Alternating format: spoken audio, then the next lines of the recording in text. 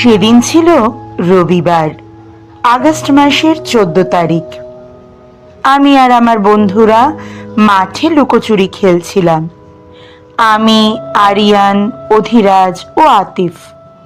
ভালোই জমেছিল খেলাটা। যখন আমি লুকিয়েছিলাম, কেউ আমায় খুঁজে পাচ্ছিল না। এরপরই ঘটনাটা ঘটল। আমরা সবাই খেলতে খেলতে দেখি চারপাশে গাছপালায় ভর্তি। এ আবার কি হলো? হঠাৎ এসব কি? তখন আমরা বুঝতে পারলাম যে আমরা খেলতে খেলতে কোথায় চলে এসেছি তার টেরও পাইনি। সামনে একটা পুরনো রং চটে যাওয়া বাড়ি। আমরা বুঝতে পারলাম যেই বাড়ির ভূতের ভয়ে আমরা রাতে ঘর থেকে বেরোতাম না, সেই ভূতের বাড়িতে আমরা অজান্তেই ঢুকে পড়েছি।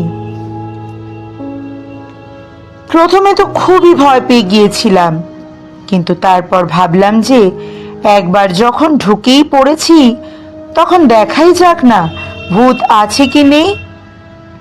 এই প্রস্তাবটা আমি সবাইকে জানালাম, কিন্তু আরিয়ান আর অধিরাজের ঘোর আপত্তি। ওরা কিছুতেই এই বাড়িতে ঢুকবে না। আরিয়ান বলল, দেখ, এমনিতেই সূর্য ডুবতে চললো, এই সময় এই জায়গায় থাকা ভালো নয়, চল চল বেরিয়ে যাই।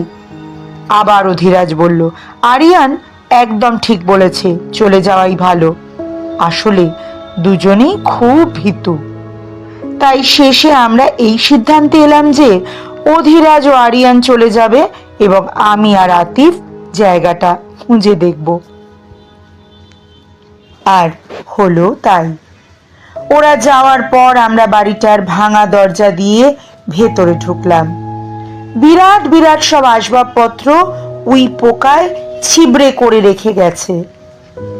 কাঠ দিয়ে বানানো মেঝেতে হাঁটলে কিরকম একটা ক্যাঁচ ক্যাঁচ করে শব্দ হচ্ছে। অনেক ঘর বাড়িটায়, সব দরজাগুলোই বন্ধ অবশ্য। হঠাৎ একটা হাড় হিম করা, রক্ত জল করা আওয়াজ হলো। আমরা দুজনে ভয়ে পাথর হয়ে গেলাম। এবার প্রায় ভেঙে পড়া এক আলমারি থেকে বেরিয়ে এলো একটা বেড়াল ছানা।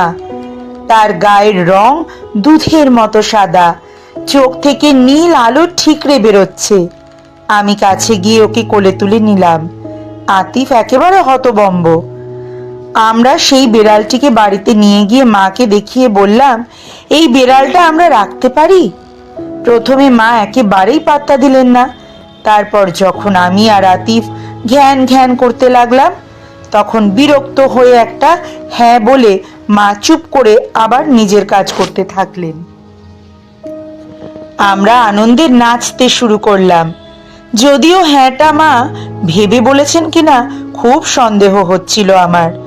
আর ওই ভিতর ডিমগুলো, ওরা আমাদের অ্যাডভেঞ্চারটা খুব মিস করলো। তাই তো বলি, ভয়কে জয় করে এগিয়ে না গেলে একটা ছোট্ট বেড়াল ছানাও পাওয়া যায় না। ছোট্ট অনিকেতের লেখা মিষ্টি একটা গল্প।